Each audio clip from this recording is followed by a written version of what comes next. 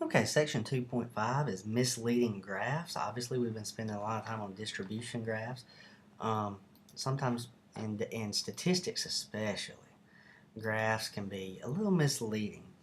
I know that's hard to believe that some company in real life might present data inaccurately on purpose, but they do. And here's how. Truncated graphs. Notice here, okay? Notice how our graph here starts at 4% and this one starts at 0%. Okay? Um, Example A here is going to be an example of a truncated graph. It should start at 0%, but it starts at 4% instead. So what does this do? This causes the bars to kind of be out of proportion and creates a misleading impression. So what they might be doing here is this is September through March, S through M here.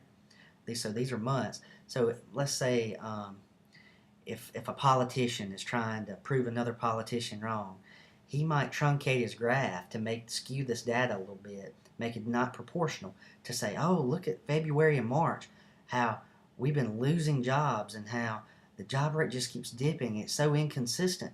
It might try to make the other politician look bad that way.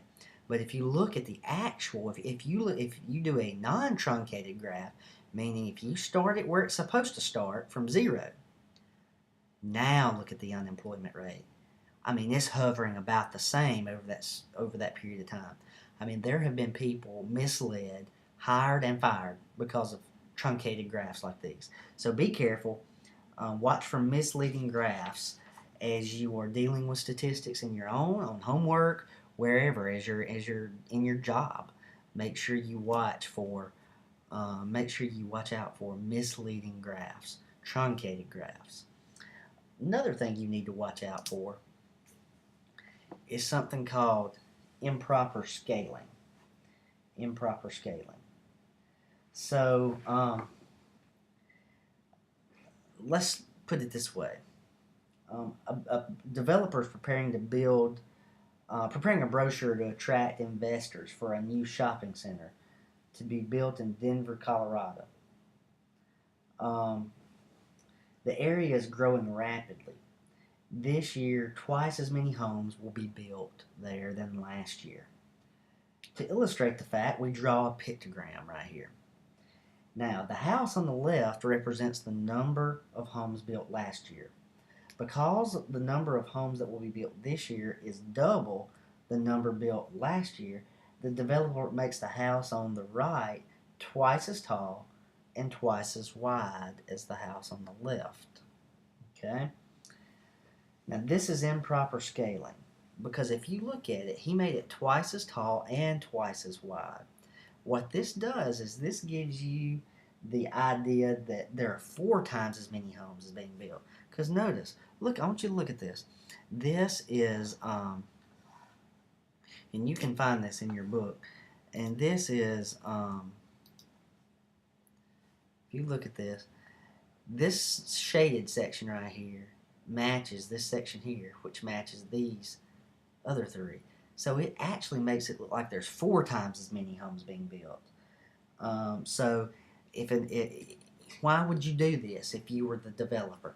Well, developers need investors to be able to build things like this. So they might use something just as simple as this pictogram. And an untrained eye might not notice this. But they're trying to get money from investors. So the investor looks at that and says, wow, 4 times as many homes are being built, where it's actually twice as many.